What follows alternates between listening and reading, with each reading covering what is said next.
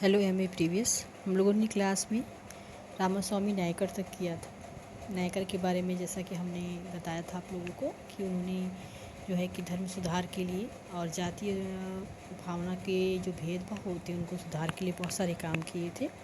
और आप कहें तो दक्षिण का इन्हें अम्बेडकर भी कहा जाता है। इन्होंने बहुत सारे आत्मसम्मान आंदोलन से लेकर बहुत सारे आंदोलन चलाए थे और समाज में सुधार के लिए हिंदी भाषा का विरोध या फिर कह कि द्विभाषा सूत्र का विरोध करते हुए इन्होंने जो है कि तमिल और द्रविड़ भाषाओं को प्रोग्रेस के लिए काफ़ी काम किया था। तो इन्होंने जो समाज सुधार के कार्यक्रम किए थे इनके बारे में हमने क्लास में चर्चा कर ली है। अब हमारा भारतीय राजनीतिक विचारक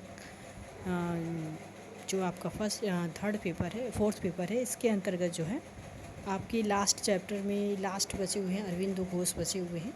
स्वामी विवेकानंद को हम लोगों ने कर लिया है, तो अरविंदो घोष को देख लेते हैं। धार्मिक राष्ट्रवाद के अंतर्गत अरविंदो घोष आते हैं। धर्म को जिन्होंने राष्ट्र के विकास का आधार बनाया, जिन्होंने ये बताया कि धर्म जो है सिर्फ धारण करने की चीज़ नहीं है बल्कि धार्मिक होना एक सत्य व्यक्ति होने के आधार पे है। तो जो व्यक्ति धार्मिक होगा या व्यक्ति जो स्वच्छ होगा, जो अंदर से साफ़ होगा, वो कभी भी जो है कि धर्म की अवहेलना नहीं करेगा। धर्म का मतलब होता है कि हम नियमों और कानूनों के हिसाब से चले, सत्य का पालन करें और उन सब चीज़ों को माने जो जीवन में सत्यता को प्राप्त होती हैं। तो धर्म के आधार पे स्वामी विवेकानंद ने भी और अरविंदो घोष ने भी राष्ट्रवाद का प्रचार प्रसार किया था कि हमें अपने राष्ट्र के लिए धर्म के आधार पे, सत्य के आधार पे जो है कार्य करना चाहिए।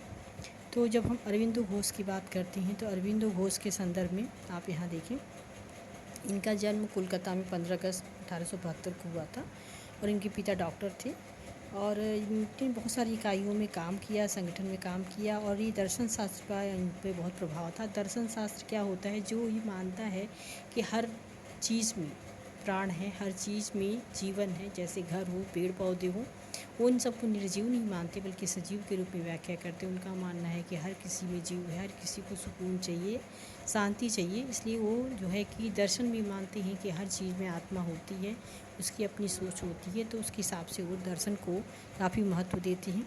हालांकि अरविंदो घोष की मृत्यु 5 दिसंबर 1950 को पुडुचेरी में हो गई थी। तो अरविंदो घोष के संदर्भ में रोमा रोला ने भी कहा था कि पूर्वी पश्चिमी प्रतिभाओं का उत्कृष्ट संश्लेषण थी ये। और जो है कि रोमा रोला जो कौन थी ये आप जानते ही होंगे। इन्होंने जो कि कहा कि अरविंदो घोष का जीवन जो था पूरब और पश्चिम का सम्मिश्रण था और इन्होंने फोकस किया था पूरब और पश्चिम दोनों पे ही। आगे आप देखेंगे कि धार्मिक राष्ट्रवाद के संदर्भ में उन्होंने जो है कि किसने, अरविंदो घोष ने अपने विचार दिए। उन्होंने ईश्वर को सबसे महत्वपूर्ण माना। उन्होंने बताया कि किसी भी ईश्वरीय शक्ति जो है वो मानवीय नहीं होती है। अरविंदो घोष ने वंदे मातरम और भारत माता को स्वरूप प्रदान किया था। अरविंदो घोष ने सशस्त्र विद्रोह की तकनीक का प्रयोग किया था। उनका मानना था कि शीघ्र ही परिणाम चाहते हो तो नियंत्रण और कष्ट सहन करना सीखो। आप ये मत सोचो कि हमें कष्ट हो रहा है तो फिर ये रिजल्ट नहीं आएगा, ऐसा नहीं है, रिजल्ट मिलता है। उन्होंने गीता को भी महत्वपूर्ण स्थान दिया। उन्होंने कहा कि पाप पुण्य के चक्कर में मत पड़ो, जो सत्य है, जो तुम्हारी आत्मा कहती है वही सही है, उस पर प्रकाश डालते हुए अरविंदो घोष ने स्वतंत्रता को सबसे महत्वपूर्ण तथ्य मान। जैसा कि स्वामी विवेकानंद को भी आप देखेंगे तो स्वामी विवेकानंद ने भी स्वतंत्रता पर महत्वपूर्ण रूप से जोड़ दिया और उन्होंने कहा कि स्वतंत्रता वो चीज़ है जिसे हर व्यक्ति को मिलना ही चाहिए। अंग्रेज़ों को हमारे देश से बाहर निकालने के लिए उन्होंने बहुत सारे प्रयास किए थे। ऐसे ही अरविंदो घोष ने भी अपनी धार्मिकता के आधार पे, अपने सत्यता के आधार पे अंग्रेज़ों को बाहर, विदेशी लोगों को बाहर करने की बात कही थी।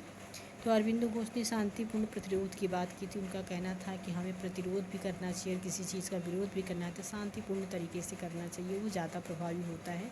अगर हम एग्रेसिव होकर के जो है कि प्रतिरोध करते हैं तो वो दोनों को नुकसान पहुंचाता है, विरोध करने वाले को भी और विरोध करने वाले को भी, दोनों ही लोगों को नुकसान पहुंचाता है। तो इन्होंने शांतिपूर्ण प्रतिरोध की बात की थी। उन्होंने कहा कि निष्क्रिय प्रतिरोध का अर्थ होता है कि कार्य जो है ब्रिटिश व्यापार या ब्रिटिश शासन में सहायक हो सकते हैं, परंतु ब्रिटिश लोगों का विरोध हमें शांतिपूर्ण तरीके से करना चाहिए, ना कि हमें उन्हें तोड़ फोड़, उनका लूटपाट करना चाहिए। कि हमको तर्क बुद्धि का प्रयोग करते हुए, धार्मिकता को अपनाते हुए जो है कि उनका विरोध करना चाहिए।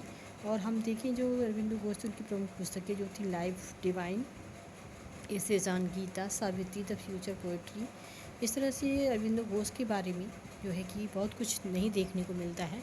और उन्होंने जो जीवन जिया धर्म के आधार पे, उन्होंने अपना पुडुचेरी में आश्रम बनाया था उसमें रहते थे वो, और वहाँ पे उन्होंने वंदे मातरम की भी रचना की थी। तो जो आप देखेंगे अरविंदो घोष का जीवन था पूर्णतः धार्मिकता से भरपूर था। उन्होंने अपने जीवन में कभी भी किसी का विरोध नहीं किया। उनका कहना था कि विरोध भी करो तो शांतिपूर्ण तरीके से करो। और सावित्री उनकी रचना काफ़ी फेमस रचना थी जो अक्सर ऑब्जेक्टिव क्वेश्चंस में आती है। यदि ऑब्जेक्टिव आता है तो ये सब क्वेश्चंस आपको काम आएंगे। धर्म और अध्यात्म के द्वारा भारतीय जनमानस में जागृति लाने का काम उन्होंने किया था। उनका मानना था कि धर्म ही वो बड़ा अस्त्र है जो है कि किसी भी मनुष्य के जीवन में बदलाव ला सकता है और उसको बदल सकता है।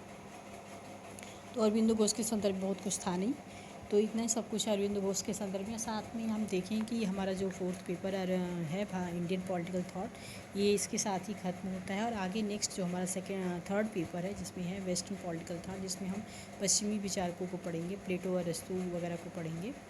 तो उसका हम क्लास में आप लोगों को बताएंगे। यदि क्लास नहीं हो पाती है तो हम ऑनलाइन आप लोगों को पढ़ा देंगे। तो ये ध्यान रखिए बच्चों के बिना मेहनत के कभी कुछ होने वाला नहीं है। अगर आप मेहनत करते हो, पढ़ते हो, तो आपका रिज़ल्ट भी अच्छा आएगा और फ्यूचर भी आपका उतना ही अच्छा रिज़ल्ट देगा जितना अच्छा आप मेहनत करोगे। इन्हीं शब्दों के साथ बेटा यहीं तक। आगे हम लोग नेक्स्ट में जो कि third paper western political thought है उसको हम करेंगे। आज के लिए बस इतना ही।